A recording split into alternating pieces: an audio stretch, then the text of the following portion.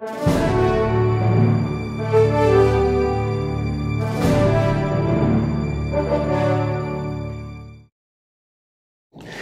Bapak Saudara sekalian, pemirsa dalam video konvensional dalam acara Wisdom Tuhan Berkati Berlimpah-Limpah. Apa kabarnya? Anda mengerti bahwa di bulan Juni ini, tahun 2025, begitu cepat ya Bapak Ibu ya. Kita baru bulan lalu merayakan kenaikan Tuhan Yesus. Ini sudah bulan 6, dan kelihatannya akan cepat sekali untuk Natal Anda akan merayakan lagi. Bapak Ibu, saya mengerti bahwa hari-hari ini kondisinya sepertinya terlalu cepat. Tetapi Tuhan ingin Anda melakukan tugas yang jangan sampai lupa bahwa Anda harus pergi menginjil. Saya sudah tinggalkan beberapa tayangan, Anda bisa nonton dalam tayangan tersebut. Anda bisa mengulang kembali dan Anda melihat bahwa Tuhan Yesus adalah Tuhan yang hidup. Dia yang berkuasa dan Dia akan segera datang. Bapak Ibu, Anda bersiapkan segala catatan Anda, buku-buku Anda bisa tonton, dan saya percaya Tuhan memberkati Anda berlimpah-limpah. Terima kasih Bapak Ibu Saudara sekalian, Anda sudah memberikan doa dan dana kepada kami. Kami percaya tangan Tuhan akan mengembalikan pada Bapak Ibu berlimpah-limpah dan limpah. Bapak Ibu, saya mengerti bahwa dalam situasi ini, ada banyak yang minta didoakan tentang sakit, penyakit, atau ada kelemahannya tubuh yang lain, atau ada pergumulan dalam hidup, hati yang sakit, atau perseteruan dengan manusia. Bapak Ibu, Anda mengerti bahwa tangan Tuhan jauh lebih berkuasa melakukannya. Aku berdoa dalam nama Tuhan Yesus, Bapa, Engkau yang mengasihi umat-Mu, memberkati umat-Mu, melepaskan mereka dari semua sakit penyakit, sembuh, sembuh, dan sembuh. Hati mereka akan dipulihkan. Situasi yang membuat mereka ribut dengan manusia yang lain, dengan orang-orang yang tidak benar, Tuhan yang memulihkan kondisi mereka, sehingga semuanya dalam kondisi yang baik. Bapa, mereka yang kekurangan dalam hal keuangan, Kau yang mencukupi umat-Mu. Karena kami percaya Engkaulah Tuhan kami yang sangat amat baik. Hari ini kami mau pegang firman Tuhan. Kami tidak keluar dari firman Tuhan, kami berpegang sama firman Tuhan, karena kami tahu firman itulah hal kebenaran, dan membawa hal yang baik terjadi dalam hidup umat-Mu. Terpujilah namamu kekal selama-lamanya. Bapak Saudara sekalian, hari ini saya tinggalkan beberapa tayangan. Saya mengerti Anda bertugas untuk berikan kabar baik. Jangan lupa, kabar baik harus engkau beritakan hari ini sampai kita ketemu sama Tuhan. Shalom. Jadi peristiwa di Pentakosta di Yerusalem, Roh Kudus diturunkan dan dicurahkan Roh Kudus sehingga rasul-rasul bisa berbahasa lidah, itu berjarak 3,5 tahun dengan peristiwa Cornelius. Cerita itu Petrus berkata, apakah kita tidak boleh untuk bahasa dengan air? Kan mereka sudah menjadi sangat seperti kita. Nah, cerita kita itu yang dipakai adalah kondisi yang persis sama dengan peristiwa di Yerusalem. Nah, dalam Kisah Rasul 11, berikutnya ya, setelah kisah Cornelius itu, Petrus kemudian pergi ke Yudea, di Yerusalem. Kemudian orang-orang berselisih pendapat dengan dia. Dan Petrus mulai cerita mengenai Cornelius. Sampai satu ayat dikatakan pada ayat 17, jika Allah memberikan karunia-Nya kepada mereka sama seperti pada kita, pada waktu kita mulai percaya pada Yesus Kristus, bagaimana mungkin aku mencegah dia? Firman Tuhan berkata, kepada mereka sama seperti kepada kita. Jadi kita itu kapan? Yaitu waktu hari raya Pentakosta, pencurahan Roh Kudus Yerusalem. Peristiwa itu sama. Jadi peristiwa yang terjadi atas Petrus dan saudara-saudaranya juga terjadi atas Cornelius. Kita melihat lagi kisah 15. Kisah 15 ini penting. Ini adalah sidang Yerusalem ya. Konsili Apostolik Yerusalem tahun 49 Masehi, konsili pertama. Kita melihat ayat ke-8. Firman Tuhan penting sekali. Dan Allah yang mengenal hati manusia telah menyatakan kehendaknya untuk menerima mereka, sebab ia mengambilkan Roh Kudus juga kepada mereka sama seperti kepada kita. 3 kali, Bapak Ibu. Peristiwa yang dialami oleh Cornelius dan bangsa-bangsa lain. Peristiwa yang dialami Cornelius 3,5 tahun. Dari peristiwa yang pertama terjadi, kondisinya sama. Jadi mereka berkata-kata dengan bahasa lidah. Mereka mulai berkata-kata laleo atau lalein, ya Bapak Ibu, sama itu. Dan mereka berkata-kata di dalam tas, lidah. Jangan tunda menerima Yesus. Hanya Yesus yang sanggup melepaskan Anda dari kesalahan dan dosa. Selalu ada waktu bagi Dia, tetapi tidak selalu ada waktu bagi Anda. Mari, ikuti saya mengucapkan doa berikut dengan yakin. Tuhan Yesus, ampuni semua kesalahan dan dosaku. Saat ini dengan sadar dan rela, aku mengundang Engkau sebagai Tuhan, Raja, dan Juru Selamat hidupku. Terima kasih Tuhan Yesus untuk namaku telah dicatat dalam kitab kehidupan. Amin. Kalau Anda melihat seperti ini, Anda melihat bahwa ternyata mereka mendapatkan glosolalia, glosa, lidah. Bapak Ibu, ada orang berpendapat bahwa sebetulnya yang dikatakan oleh rasul-rasul pada kisah di Pentakosta di Yerusalem itu mungkin saja senolalia. Jadi ada senolalia ya, 2. Jadi dalam bahasa lidah ada 2. Yang pertama senolalia dan glosolalia. Senolalia itu apa? Gini Bapak Ibu. Jadi andai kata orang-orang tuh mengatakan dia menggunakan bahasa dengan bahasa yang lain. Misalnya, saya ini orang Indonesia. Saya berbahasa Indonesia. Tetapi Roh Kudus turun atas saya. Dan saya berbicara dalam bahasa Jerman.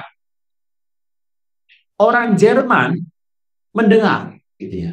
Lalu orang Jerman melihat, wah betapa mulia dan kuasanya Tuhan begitu dahsyat diperbuat Tuhan. Jadi konteks itu untuk penginjilan. Benar, untuk penginjilan. Tetapi teman saya di sebelah sana yang orang Jawa, begitu ya, dia hanya bisa bahasa Jawa, tiba-tiba dia bisa berbahasa Rusia. Nah, ada orang yang belum bertobat, dari Rusia datang dan mendengar dia memuji Tuhan, bicara keagungan Tuhan dan kehebatan Tuhan dalam bahasa Rusia, orang tercengah-cengah. Dan mereka melihat bahwa mendengar, oh ini berbaca bahasa Rusia, dan mereka bertobat. Tujuannya untuk apa? Penginjilan. Betul. Jadi ada senolalia dan glosolalia. Kalau glosolalia itu pokoknya misalnya ya Bapak Ibu yang kita dengar hari ini. Itu adalah kata-kata yang dibuat dalam glosolalia. Saya mengucapkan kata-kata tadi. Lalu tiba-tiba ada orang yang datang dari orang Austria. Orang ini datang dan melihat dan mendengar saya berkata-kata. Dia terkejut karena orang Austria ini mendengar dalam kosakata bahasa Austria. Saya Bapak Ibu ya. Saya tidak pernah belajar bahasa Austria. Saya cuma berkata bararaba. Waktu saya katakan seperti itu, ada orang Austria datang. Dan tiba-tiba orang Austria ini memuji kebesaran Tuhan dan dia melihat bahwa Tuhan diturunkan atas semua bangsa dan dia bertobat. Bapak Ibu, itu artinya glosolalia. Glosolalia.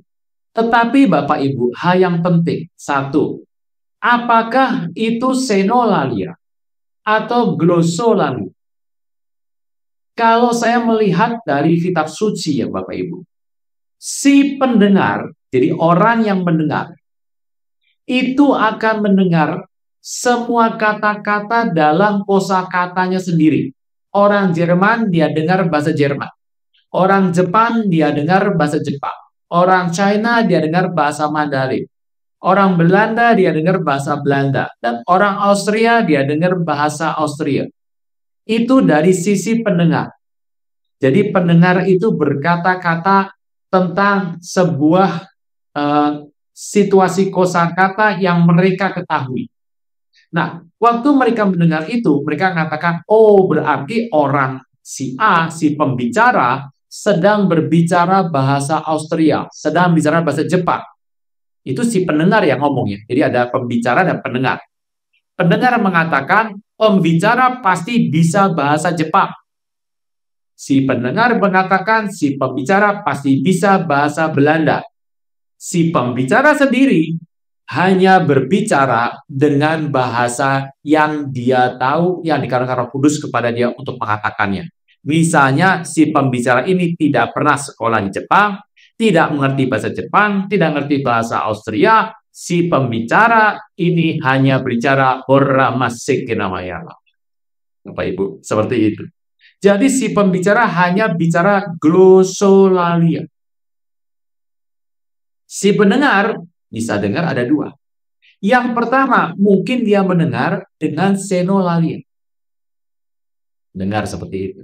Atau dia mendengar glossolalia yang perlu diterjemahkan. Bapak Ibu, ada dua ya. Jadi si pendengar ini mendengar ada dua macam. Senolalia, bahasa asing dan atau bahasa dalam bahasa lain yang mungkin tidak dimengerti oleh si pembicara, si pendengar ini mendengarnya. Itu dia katakan sebagai senolalia. Tetapi kemungkinan dia dengar dengan glossolalia juga. Dan itu perlu diterjemahkan. Cerita ini tidak sekali saya katakan memungkiri didengar oleh si pendengar. Walaupun si pembicara hanya melakukan glossolalia. Dan seluruh isi firman Tuhan saya mencari tahu dari depan sampai belakang di kitab suci di PB. Ternyata semua kata bahasa lidah dalam bahasa Indonesia itu sebagai bahasa roh ya. Bahasa lidah ditulis dengan glossolalia. Jadi hari ini saya mau katakan glossolalia, saya ucapkan glossolalia, pendengarnya terserah pendengar. Terserah Tuhan mau bicara dengan apa bagi para pendengar. Pendengar bisa dengar senolalia, pendengar bisa dengar glossolalia. Tetapi si pembicara cuma berkata glossolalia. Gitu Bapak Ibu. Cerita ini, kalau Anda mengerti konsep ini, cerita itu dibahas oleh Paulus di kitab 1 Korintus 12. Ini penting. 1 Korintus 12.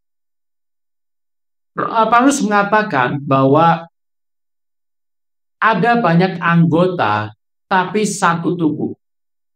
Jadi ada banyak karunia roh tetapi hanya satu roh. Paulus katakan, kita baca 1 Korintus 12 ayat 4. Ada rupa-rupa karunia. Jadi karunia itu bermacam-macam. Karunia itu bermacam-macam. Kalau Anda melihat dalam Perjanjian Baru, ternyata ditulis ada banyak sekali karunia. Ada 27 lebih kira-kira. Tetapi satu roh, hanya satu roh yang melakukan itu semua. Ada rupa-rupa pelayanan, tapi satu Tuhan. Ada berbagai perbuatan ajaib, tapi Allah adalah satu yang mengerjakan semuanya dalam semua orang. Jadi ini mengacu pada satu roh, satu Tuhan. Satu Allah, tetapi kepada tiap-tiap orang dikatakan pernyataan roh untuk kepentingan bersama. Jadi tujuan karya roh diberikan kepada masing-masing Anda dan saya, tujuannya untuk dipakai untuk kepentingan bersama. Nah, di sini dikatakan ada berbagai macam 9 karunia roh. Dan yang paling penting dikatakan kepada yang seorang, ayat 10, yang B, 10b, ia berikan karunia untuk berkata-kata dengan bahasa lidah. Jadi speaks in tongue. Bahasa lidah ada berapa macam, Pak? Berbagai macam bahasa lidah. Cerita ini luar biasa. Bapak Ibu, Ini yang Paulus katakan dalam 1 Korintus 14. Kejarlah kasih dan usahakan diri menurut karunia terutama untuk kami untuk bernubuat. Kenapa sepertinya Paulus mengatakan karunia bernubuat jauh lebih penting dari karunia bisa berbahasa lidah? Bapak Ibu mengerti bahwa karunia roh, yuk kita gambar saja Bapak Ibu ya. Kita lihat ya Bapak Ibu ya.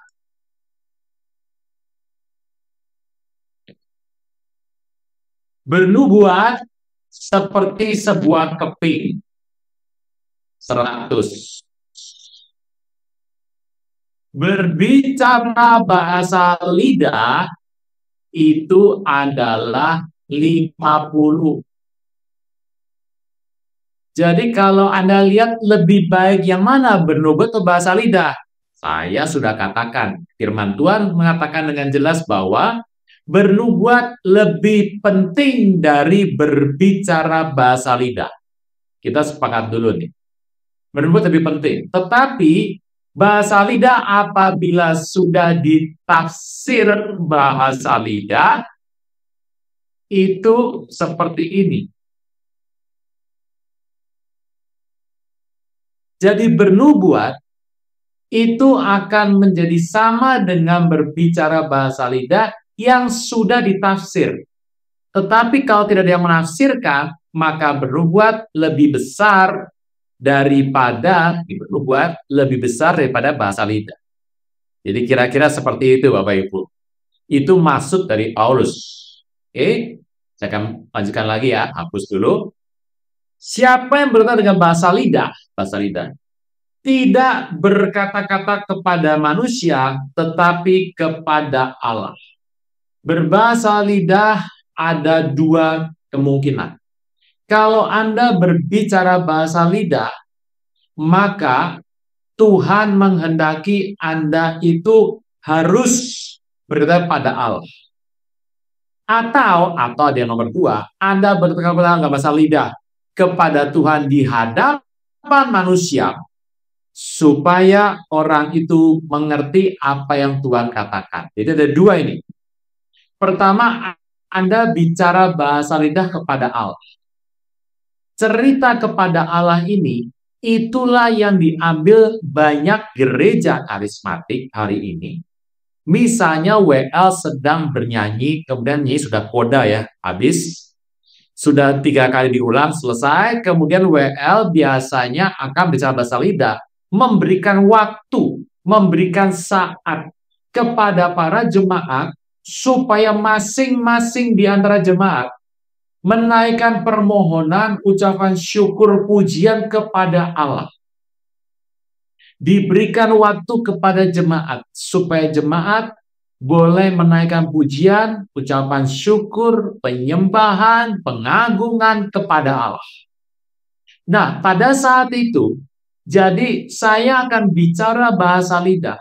Saya hanya berdua dengan Tuhan. Saya memuji, agungkan Tuhan, muliakan Tuhan. Pada saat itu saya hanya berdua dengan Tuhan. Dan di samping saya juga ada istri saya. Dia akan menyembah Tuhan, mengagungkan Tuhan, memuji nama Tuhan. Dia juga akan berdua dengan Tuhan. Antara dia dan Tuhan, saya juga berdua dengan Tuhan, saya dengan Tuhan. Ini adalah saya buat masing-masing bicara bahasa lidah sendiri-sendiri kepada Tuhan. Sendiri-sendiri bersama-sama. Ingat ya. Jadi situasi adalah pribadi di dalam gereja itu masing-masing berhubungan sama Tuhan. Sendiri-sendiri tetapi dalam situasi bersama-sama. Tidak perlu ada satu yang perlu ditafsirkan. Tidak perlu dijelaskan, karena itu adalah hubungan pribadi kepada Tuhan yang langsung. Dan Paulus katakan, sebab tidak ada seorang pun yang mengerti bahasanya oleh roh yang mengucapkan hal-hal yang rahasia. Bapak Ibu, oleh roh yang mengucapkan hal-hal yang rahasia. Dalam Roma 8:26 dikatakan, saya teringat dengan ayat ini, kita buka tulisan Paulus dalam Roma 8:26. Demikian juga Roh membantu kita dalam kelemahan kita. Saya tahu bahwa setiap orang punya kelemahan, tapi ada Roh Kudus yang membantu supaya kita tidak tahu bagaimana harus berdoa. Bapak Ibu mengerti bahwa kita tuh gak sanggup apa-apa tanpa Tuhan. Bahkan berdoa saja, kita, Anda, dan saya, Roh Kudus. Alkitab berkata, tetapi roh sendiri berdoa untuk kita kepada Allah dengan kewan tidak terucapkan. Dan Allah yang selidiki hati nurani mengetahui maksud roh itu. Yaitu bahwa ia segenap Allah berdoa untuk orang-orang kudus. Nah, ayat itu cocok dengan ini. Sebab dia adalah seorang yang mengerti bahasanya oleh roh yang mengucapkan hal-hal yang rahasia. Bapak Ibu, tidak ada seorang pun yang mengerti bahasanya. 1 Korintus 14 ayat 2. Bahasanya orang nggak ngerti, yang ngomong nggak ngerti, yang dengar nggak ngerti, karena dia berkata kepada Allah. Nah, dikatakan oleh Paulus, aku berdoa dengan roh, aku berdoa dengan akal budiku. Sebab kalau aku berdoa dengan roh saja, rohkulah yang berdoa. Apa berdoa dengan roh dan juga dengan akal budi. Bapak Ibu ada dua. Berdoa dalam roh, bahasa lidah, adalah sesuatu yang bersifat roh. Tidak ada orang yang mengerti bahasanya. Tetapi kepada siapa yang bernubuat, ia berkata pada manusia yang membangun, menasihati, dan menghibur.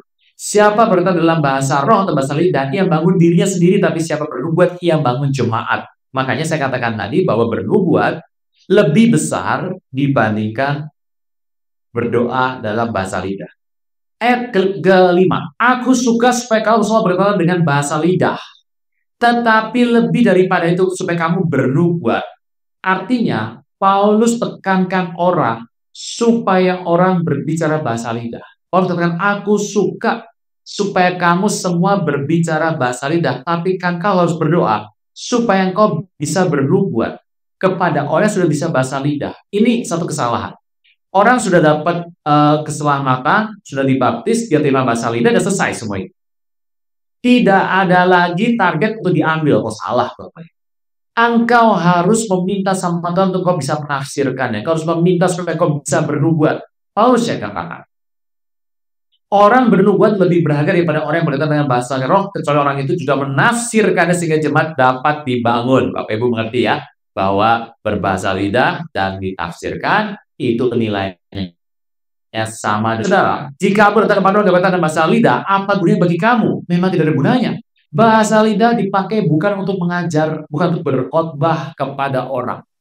Jadi bahasa lidah nilainya itu sebenarnya tidak terlalu besar dibandingkan bernubuat, karena bahasa lidah dipakai untuk membangun dirinya sendiri. Bagaimana cara orang membangun iman? Iman timbul karena pendengar firman. Ini penting Bapak Ibu. Tapi iman juga timbul karena orang berbicara bahasa lidah. Dibangun dirinya, membangun diri sendiri, membangun imannya dengan bahasa lidah. Nah, Bapak Ibu, firman Tuhan kata sama dengan tidak berjiwa tapi yang berbunyi seperti seruling dan kecapi. Bagaimana orang bisa tahu itu baik atau tidak?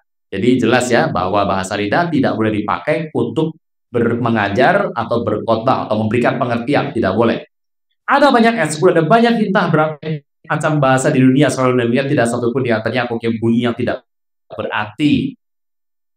Tetapi jika aku tidak mengetahui arti bahasa itu, jadi seorang asing bagi dia mempergunakan dan bagi orang asing bagiku. Bapak Ibu, bahasa lidah adalah hal yang asing. Dan begitu kamu, kau memang berusaha memperoleh karunia roh, tapi daripada itu hendaklah kau berusaha mempergunakannya untuk membangun jemaat. Karena siapa berkata dalam bahasa roh, ia harus berdoa supaya diberikan karunia untuk menafsirkannya. Ini penting Bapak Ibu. Saya melihat bahwa hari ini orang sudah berhenti. Ayo Anda berdoa. Ayo ini saatnya kau minta karunia untuk menafsirkan bahasa lidah. Akal budi Anda tidak berdoa sama sekali.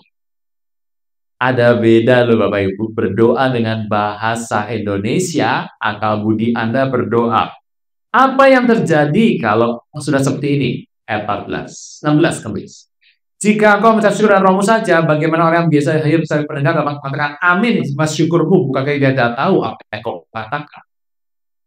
Bahasa lidah adalah hal yang tidak dapat diketahui oleh manusia.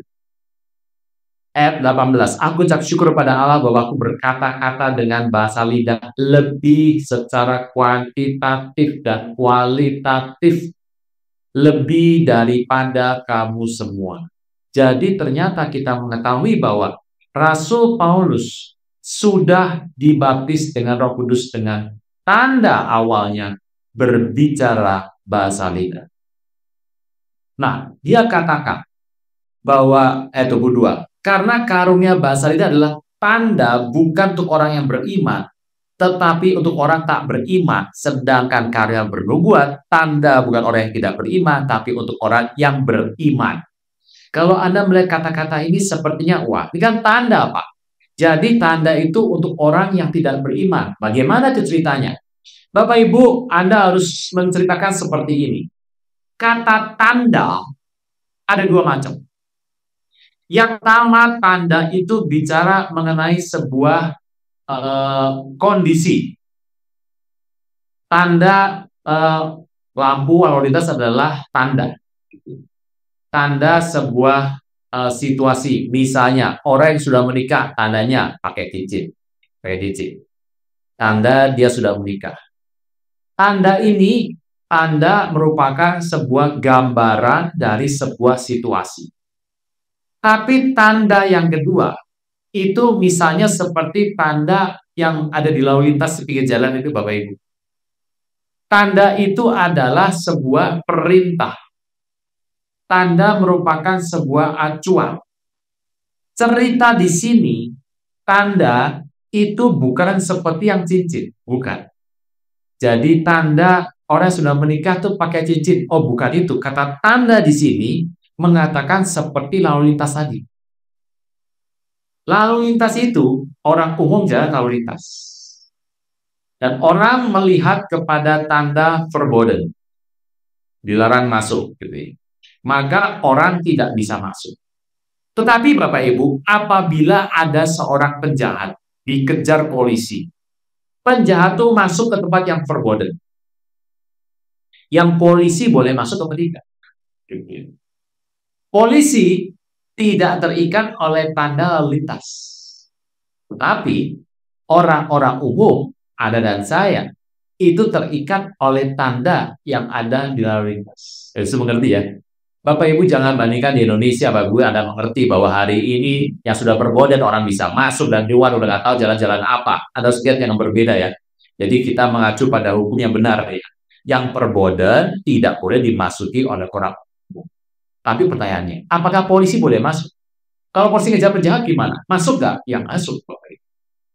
Jadi polisi bisa mengatasi, bisa melampaui tanda yang ada. Tapi tanda ini itu diikuti oleh orang-orang secara umum. Nah, cerita itulah yang ingin dikatakan Paulus di dalam kitab ini. Firman mengatakan, ayat 22, karunia bahasa lidah adalah tanda bukan orang yang beriman, tapi untuk orang yang tidak beriman. Ayat 23, jika seluruh jemaat berkumpul sama-sama yang orang berkata dalam bahasa lidah, diizinkan ya, diperbolehkan. Masuklah orang luar atau orang yang tidak beriman, tidakkah kamu memikirkan bahwa kamu gila? Tapi sekarang semua berdua atau masuk orang yang tidak beriman dan orang baru, ia akan diyakinkan oleh semua orang dan diselidiki oleh semua segala rahasia yang terkandung dalam hatinya akan jadi nyata. Dia akan sujud menyembah Allah dan mengaku sungguh Allah ada di tengah-tengah kamu. Cerita di Korintus ini penting karena Korintus itu adalah sebuah kota yang berada di pinggir laut. Gitu ya. Kota itu bertumbuh secara luar biasa karena itu menjadi pusat kebudayaan. Pertumbuhan imannya bagus, gereja bertumbuh, keimanan orang bangkit luar biasa. Jadi Korintus itu adalah satu jemaat yang luar biasa. Tetapi pola di Korintus ini unik. Cerita di Korintus seperti ini Bapak Ibu. Yuk kita melihat di dalam gambar ya. Korintus ya. Gambarnya begini.